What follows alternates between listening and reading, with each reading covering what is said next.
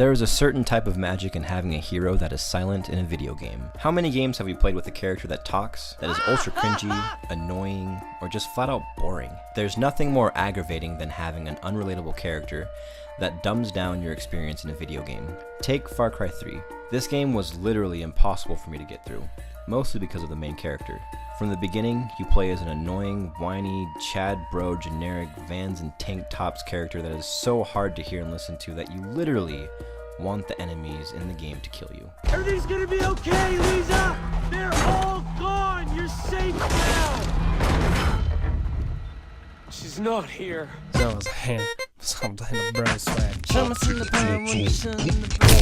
Or The Witcher 3. I know, everyone loves this game, it's the greatest game, blah blah blah, but Geralt has to be one of the most monotone, boring, emotionless, and sociopathic main characters to ever be in a video game. On display, almost.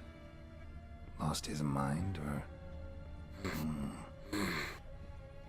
Yes. You seem really to care about all of this.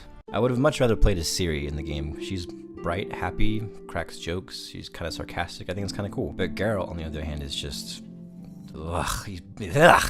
Now this isn't saying that all protagonists that talk in a game are bad. In Mass Effect 2, you have some very pleasant and funny dialogue options as Commander Shepard. John Marston in Red Dead Redemption is a very deep and personal character that you learn to love throughout the game. There is definitely a benefit to having a vocal character in a video game, but the silent protagonist can have a much more powerful and personal effect on the player, like Doom. This game has a silent protagonist. You know why? Because he does nothing but kill and it feels awesome. If this guy talked, I mean, I would just...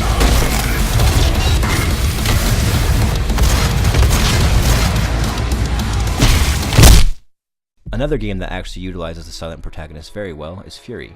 This game is about a samurai with white hair who is actually taken prisoner by a four-headed demon, and the entire game is played fighting these bosses to obtain kingship over the floating land world. During the game, he has a very interesting Donnie Darko rabbit friend that is known as the Voice. Your main character, however, remains silent. There's a certain mystery behind him that is undeniably intriguing. Where did this guy come from? Why is he such a badass? Questions like this enhance your experience and keep you wanting more from the game.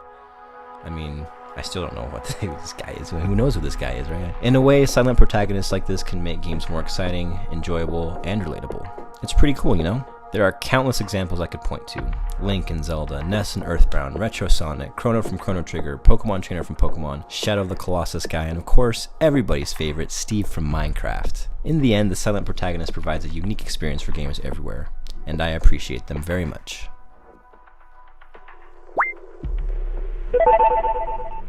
Having a silent protagonist allows the player to speak for the character and basically fill the character's voice. The character becomes an extension of you. Like, you know, when you're playing an Uncharted game, you're playing as hunk study bro Nathan Drake. Don't get me wrong, the Uncharted games are great and Nathan Drake is a standout character. But what if I'm personally not a hunk study bro? What if I don't really connect with, you know, Nathan Drake? You know, maybe I like him a lot, maybe I have a crush on him, he's pretty cool, but I just don't really connect with him on a, you know, a super personal level.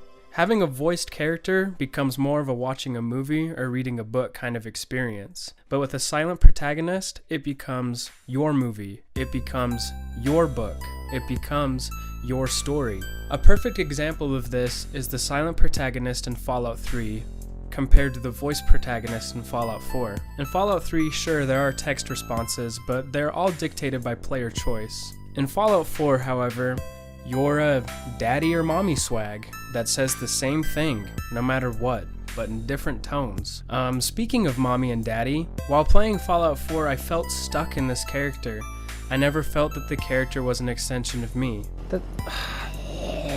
I felt like I was playing a game less about me and more about this daddy butt cheeks guy. You know, his voice, no matter the situation, never matched my thoughts or feelings as to what was going on. Just looking for love, sweetheart. Boy, have you come to the wrong place. My loving days have long since passed.